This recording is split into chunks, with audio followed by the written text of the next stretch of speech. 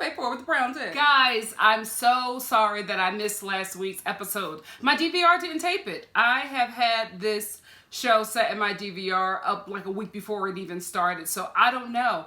This happens every now and again with DirecTV. Let me know if you have issues like that with DirecTV as well, because this also happened with an episode of RuPaul's Drag Race. I think it was the finale. They did it with RuPaul's Drag Race All-Stars. They just don't record it, and I guess sometimes if you just have a lot of things recording, they move other shows down to the lowest priority list, so they just don't record them. I don't know, I'm just trying to give excuses, but I don't know why I didn't record it. And the show isn't available on DirecTV, so I have to wait until this Friday coming up to watch the episode. So I just found it online and watched it so that I could be caught up for this week's episode. But I did have a few things that I wanted to talk about, because I don't want to make this video too long, but I did have a few things that I want to talk about from last week's episode. And a lot of this is, I told you so. I told y'all tried to get me together in the comment sections, but I told you something was up with Candace and this white boy from the other side of the tracks. Okay? So apparently she is the one with the money. He don't have no money. Listen, I feel like there's a way that you should uplift your partner, and I know that she's on a reality TV show and you got to give some form of your business, but at this point I would have just lied for my boo. You know what I mean? Like, I would not have went on national TV and said that I'm taking care of this man. Especially on a show that's about kept women. I don't know. I just felt like they have a love, right? It was just weird to me that she would be telling the world that not only does he not have any money, she and her mother takes care of him. And then when they were having dinner, she brought up the prenup, and he was like, well, I ain't coming with nothing, so I'll leave with nothing. And I was just like, this is not the way you uplift your partner, especially men with their egos. I wouldn't have did that. And guys, can we talk about how I feel like she's fetishing this relationship? Which is why I was saying when I said that something is up, because the way she's talking about being a hostess and meeting this guy, and he's from the other side of the tracks, she never mentioned his coinage. Now it makes sense that she's taking care of him, like I said. But I also said that I don't think that a black man from the other side of the tracks could walk into Candace's life and be somebody that she takes care of, that her mother would be okay with, because they give me those kind of uppity paper bag kind of black people where it's just like a lightening up of the bloodline is something that they'll uphold more than finances. So they'll take a white partner over finances because a lighter skin privilege will give that lineage more, privilege throughout the world, you know what I mean? So I feel like that's kind of going on because her mother's from that generation that does that,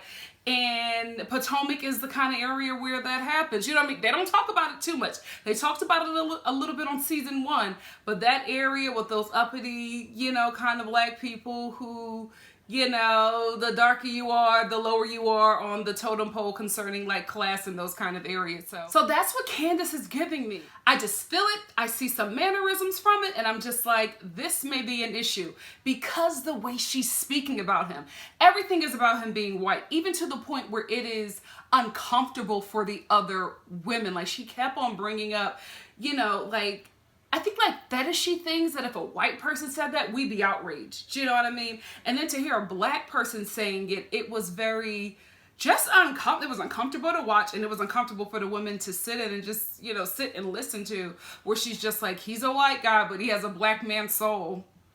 What? What? Like, no, that's not okay. And then to be like, the tip is pink, but the shaft is brown. Girl, what are you saying? Like, that's not, we don't talk like that. Unless you're making your partner a fetish to just be like, I have this white guy and look at me, I've arrived. Your white man ain't got no money. You know what I mean? It's just like, honey, that's not how it goes. If you're gonna do white, you're gonna tap into the skin privilege, and you also gonna tap into that money. He don't have that, okay? So what kind of prize you talking about? The only prize that I think she really has in this is that I do think that he really cares for her. But I feel like a kept man is the only kind of man that could really deal with Candace, because she's a lot in a way that is, I feel like we're just going to dig a bit deeper and find out more about her, because something, guys, I'm telling you, something is not adding up. Like, something wasn't adding up to me with her relationship with Chris, I believe.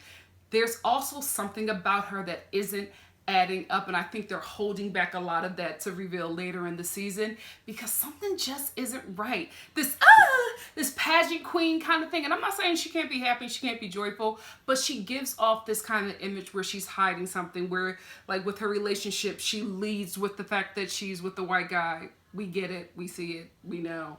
You know what I mean? She leads with the fact that he's white, but he's black too, you know? So she leads with a lot of these things before you even get a chance to know her. Says she's an open book, but I feel like she gives us certain parts of the book that she wants us to focus on, because if we start skimming through any other pages, like any other chapters that she don't want us to look at, we're gonna find something else. I'm telling you, I'm getting something, just like I was getting something with that relationship, where I was just like, something is up, where you keep on giving these cold words about your man not having the same kind of money that you do, and now she revealed it on the previous episode. So I don't know, there's a lot more to Candace that we gonna find out later.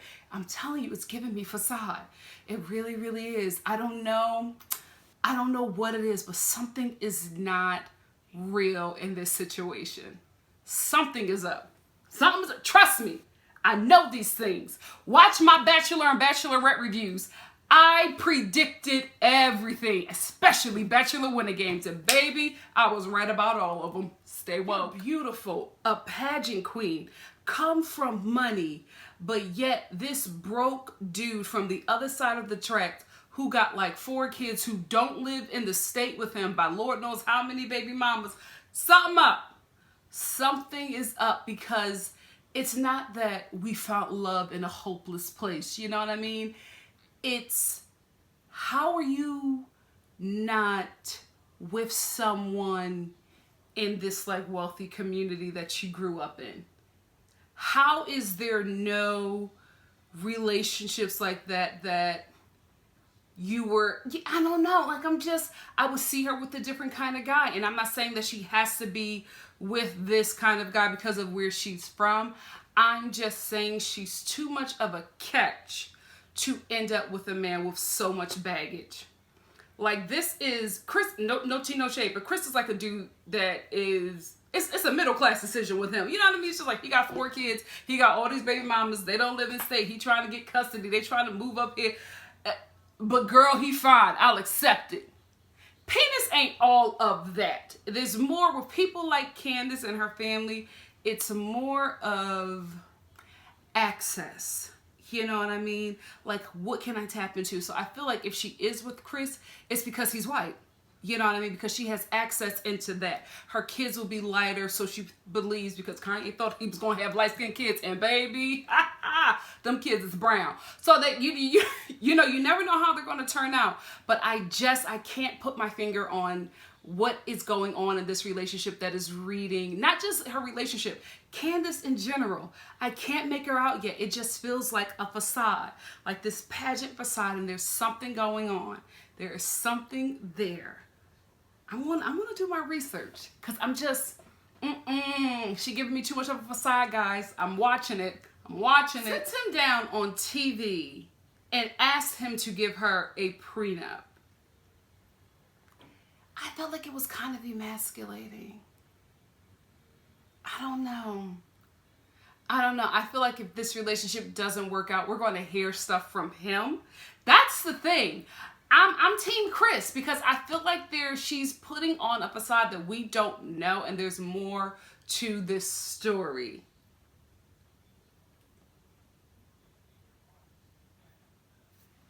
Not gonna say I told you so, but I kind of told you so. No, I didn't kind of. I did. Ashley ain't cut off on mama. Of course she wasn't. You can't get into parent and child relationships and think that you're a great enough partner or a great enough provider. I'm sorry. I haven't started the episode yet. My TV is on Forensics Files, and they just showed somebody getting shot in the head. Oh, Lord. Anyway, I just knew that, what is his name? Michael Gollum. I knew that him giving her an ultimatum wasn't going to work, because one, that's her mother. You can't tell her to cut her off. This woman gave life to her. They have, regardless of how tumultuous the relationship is, she has a deep love for her. You can't cut that off. And also, I feel like Ashley is using this as a way out. You know what I mean? She got a good prenup and she got this show and she's working on this yoga thing to hold her over and really turn into something. She's ready. He's ready. End it and let's move forward. Those were just a few of my thoughts from the last episode. It was more just centered about Candace because I'm telling y'all, it's something going on with her, and maybe I find out a bit more in this episode because this episode seems to be a little spicy. So let's get into it. So, Ashley is talking to Michael, who looks like he's deteriorating. I just feel like, listen, if that's my husband and I know he looks different, I'm going to make sure when we're on camera that he looks okay. Michael always looks like he's this close to going full zombie. Like they never put the right makeup on him. He always looks very sickly. Anyway, she's talking to him about cutting off her mom. She's like, I'm not going to do it. And he's like, well, you have to, or we're going to break up. And then she's like, well, okay. Because I feel like, you know, this is happening. You know what I mean? Like, I just like, girl, we're not judging, but we know what this is, right? He know what this is. Let it go. You know what I mean? Just move forward and stop playing this game because you can't convince us that this marriage was by, I don't want to say that they don't love each other because that's not my business or my place, but let's be real, like, you know, it was a financial come up, okay? I feel like, and this always happens, and I guess I'm probably more jaded or so because I live in Los Angeles, but this happens a lot of times when people get together for financial reasons, and once the person who wasn't doing the best got into this relationship with somebody who was doing well, once they start to get to a certain financial state where not only are they okay, but they're comfortable, then, you know, there starts to be like a breaking in the relationship. And I feel like this is happening with Ashley. And it's like, listen, a lot of times these women come on this show because they want to be out of their relationships and they need a financial way to do that because they got in these relationships for finances. And I feel like, I don't think Ashley will ever cut her mother off, but I feel like she's using this as a get out of jail free card. And listen, do what you gotta do, sis. I'm pro-woman all day. Even when we wrong, I'll rock with you, but I'll get you together in private. Also, I absolutely agree with Ashley when she was talking about the Black community and how we are raised to, like, we're literally a village. You know what I mean? Bunk what the media says.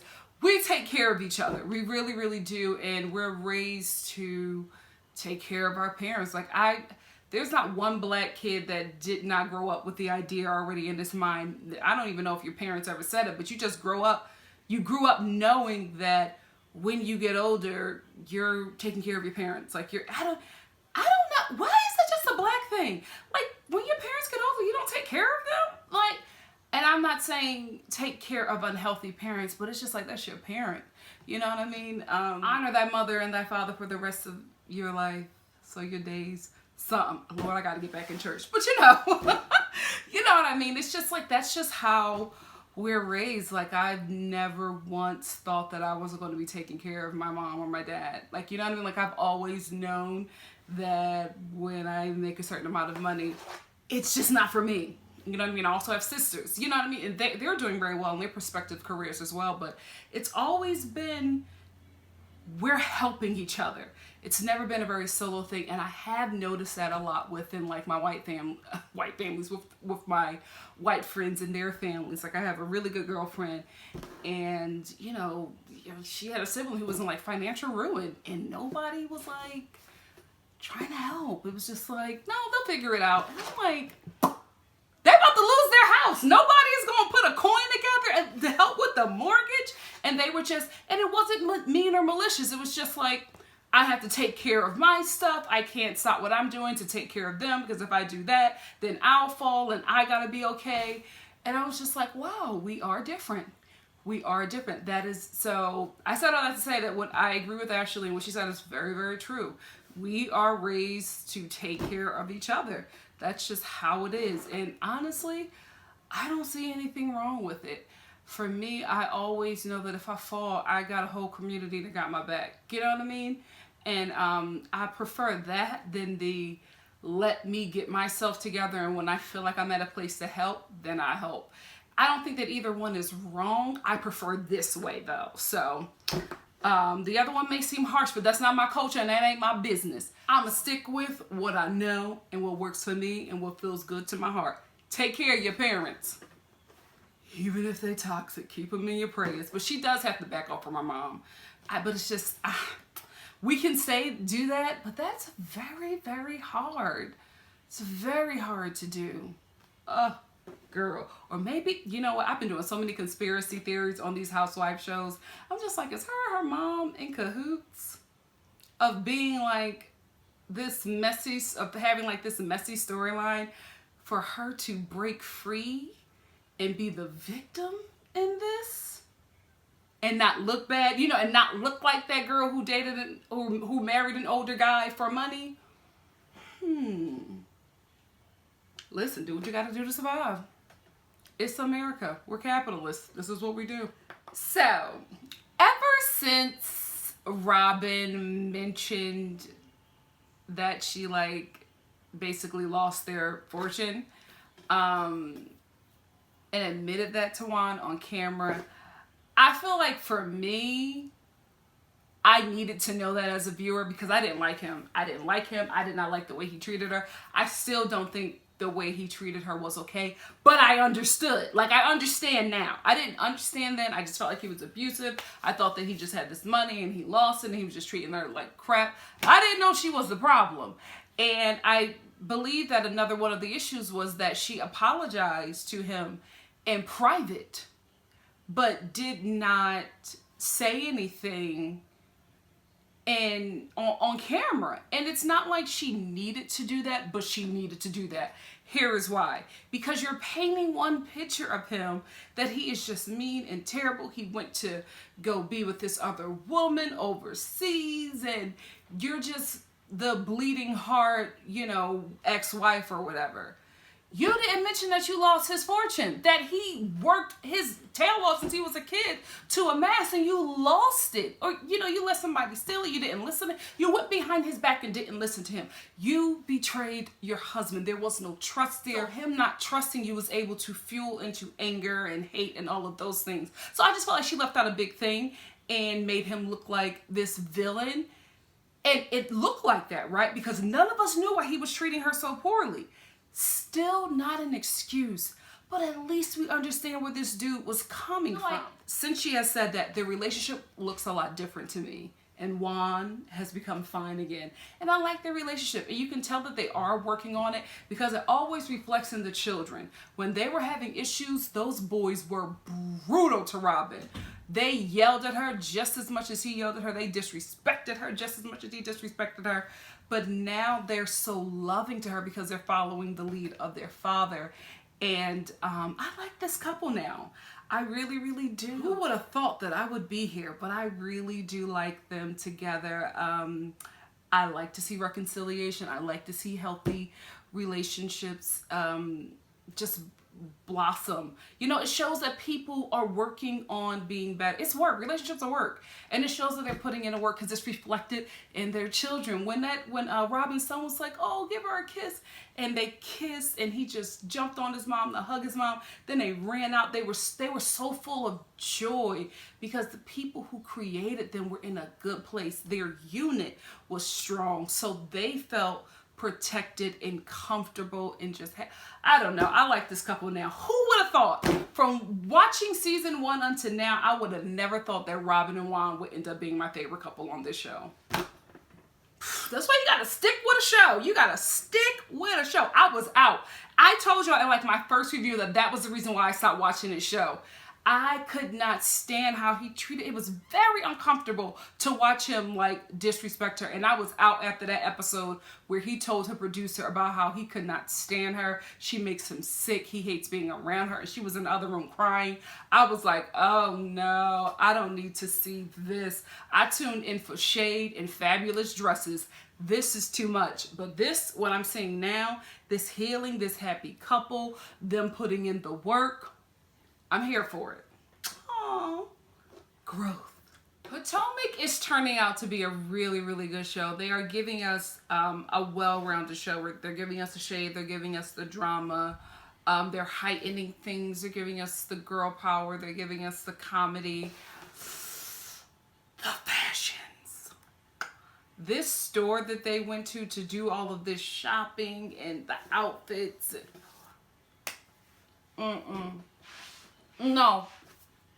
No. Oh, wait. So are we just going to breeze over this? Was Monique drunk driving or not? I mean, I was feeling really bad. I still feel bad, like, that she fell asleep while driving, because who hasn't been there, okay? Like, listen, especially when you're not Monique aside, like, for people like me who have no help and no money to do those things, you're working all the time and you're exhausted, right?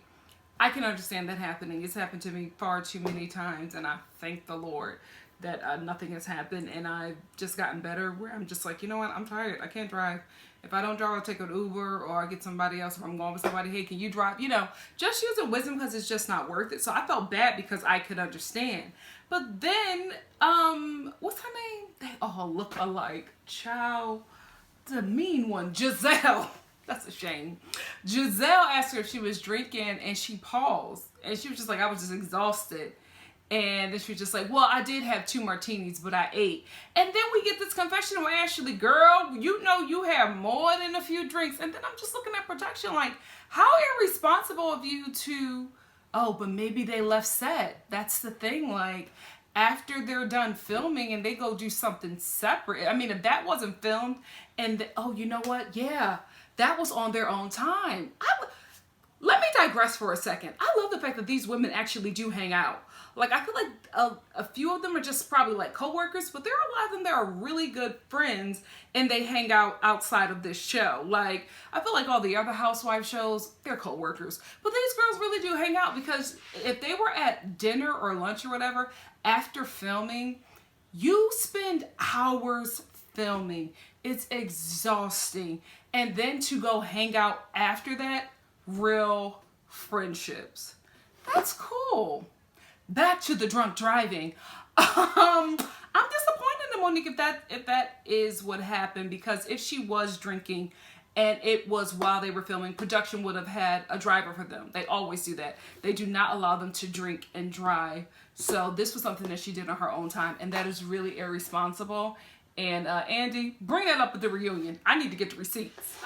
I'm so glad that Candace is finding her voice, because you have to around these women. They always pile on the new girl. It's like this Real Housewives hazing that they do that is so immature and just ugly. So I'm glad that she's finding her voice, but honey, you found too much of your voice, because listen, you can't start off by calling your your cast members B-I-C-T-H and in that order. Love and Hip Hop Atlanta.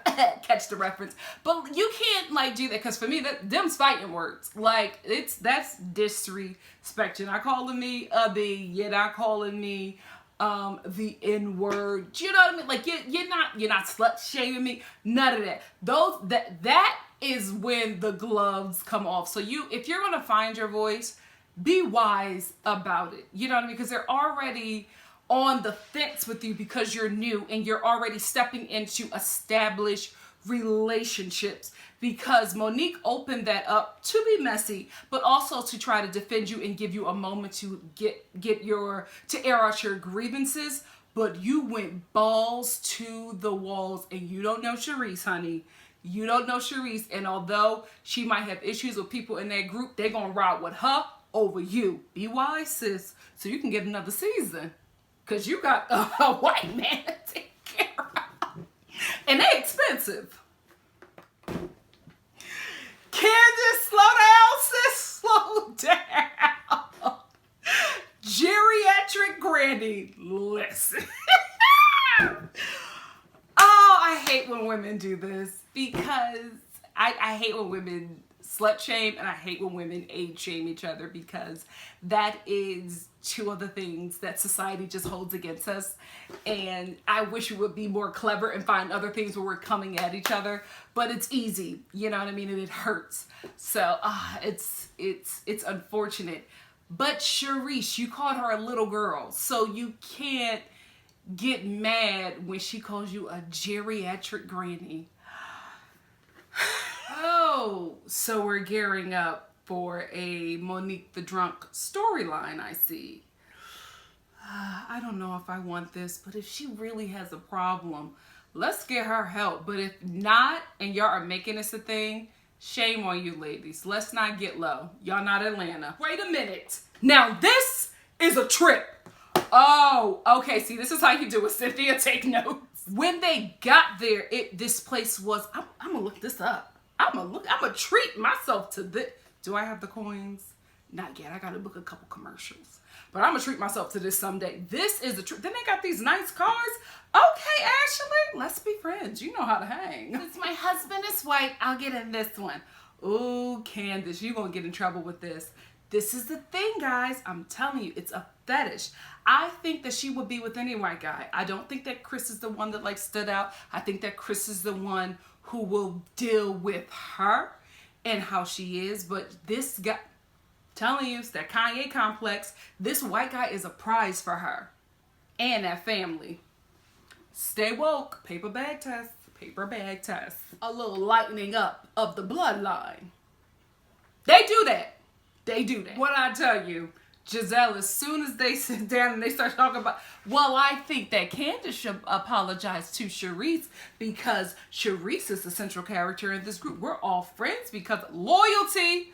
Loyalty. Not only did you pop off in a group of women who are already friends, you popped off at the one that brought them together in the first place. She probably a secret EP on this show. Sis, you gotta use wisdom. You need to talk to Portia and find out how you can survive on the show where everybody trying to get you off, because you may not be back. You better fix it. Okay, so I'm kind of team Charisse here. Here is why. I do think that what she said was shady. Right? I do think that she was saying it in jest, but it was tinged with shade. I don't think that it deserved the reaction that she got from Candace. I felt like Candace was hurt by that and she didn't address it in the moment, right? You could see that something was going on with her, but if she didn't like it, she needed to voice it and say something. Then she started hanging with Monique and Ashley, and then they riled her up, and then she came to this retreat sitting ready to start boxing somebody. The person who she really should have came for was Giselle, but she is afraid of that bite. So she went for something that she thought that she could handle, but she didn't know that she was going for like a top dog. And that's like where she kind of messed up. Because I honestly don't think that Charisse was saying it in that way. Now, when we saw that flashback of Charisse saying that to Ashley, they were in an argument. So, of course, what she said to her. But they were just talking about the ring when she was sitting down with Candace and Ashley and I forget the other girl, Monique. They were talking about what Giselle said. And then Charisse came in with that joke. And she was like, I had to say it. I don't know. I felt like it was... You know, when you see a moment for a joke, do that. But I didn't get that she was being malicious towards her. I do think that she has a problem with her mom taking care of her. I do think that that's also where that shade come from. But I do think that she was trying to make a joke, and everybody aside from Candace laughed like it was okay. But if Candace wasn't okay with it, she really should have said something in that moment or even addressed it later, not come at Charisse so hard because she just wasn't expecting it. She didn't know she offended you. You know what I mean? And I don't know, I just felt like Candace handled that poorly, although she was right to feel offended because Charisse was being shady. But I do think that she was joking. So I'm kind of team Charisse because I feel like Candace took the coward route and went after the one that she thought that she could take on, because she really needs to come for Giselle and she didn't want to do this. So she'll come here, but I'm like, girl, you messed up. She put this group together. That's not the one you should come for. That's like the Nene Leakes of Potomac. Girl, do your research. No. So that's where it ends. Listen, I will say that I'm proud of Candace for holding her own. I just don't know if this is going to work for her, because I'm like, girl, you coming after some top dogs, and I'm gonna be real with you. I don't think Ashley is gonna is going to choose you over her check. So I'm just saying, be smart. You know what I mean? Know when to come. I don't think she should come with so much rage. I think if you just want to come at the ladies and, you know, not back down, shade them and don't let it bother you. You know what I mean? That's a way where you could probably survive for another season. But I'm just like, girl, they are brutal. They will link up together and be like, no, we don't want to film with her, and get you out. Phaedra Parks is Andy Cohen's favorite housewife. It used to be NeNe Leakes, but he loves Phaedra and he loves her children. She wasn't on the Housewives of Atlanta because them women said, nah, we not rocking with her. So I'm just saying, girl, be smart. But I'm glad that you're not backing down. I'm glad that you're not backing down. And one more thing, if you're going to come for somebody's wig, make sure yours is top notch, because your wigs are giving me a funeral parlor. Like, you be sitting casket ready, and sis, especially when you're selling a hairline, you got to do better. That's all I'm saying. But I'm proud of you for holding it down, girl. I just hope it don't mess with your check, because again, you got an alabaster man to take care of, and they not cheap, girl. Stay woke. That's where it ends. This was a juicy episode. Next week is going to be even juicier. I have made sure that my TV is recording Potomac. I'll always check on the day of so that we will not miss another episode together. Thank you all for checking in on me and being like, what's going on? Where's Potomac? I appreciate it. It lets me know that I'm doing something good that you all enjoy. Thank you for tuning in, and please make sure to join me next week for the following episode of The Real Housewives of Potomac. Love you guys.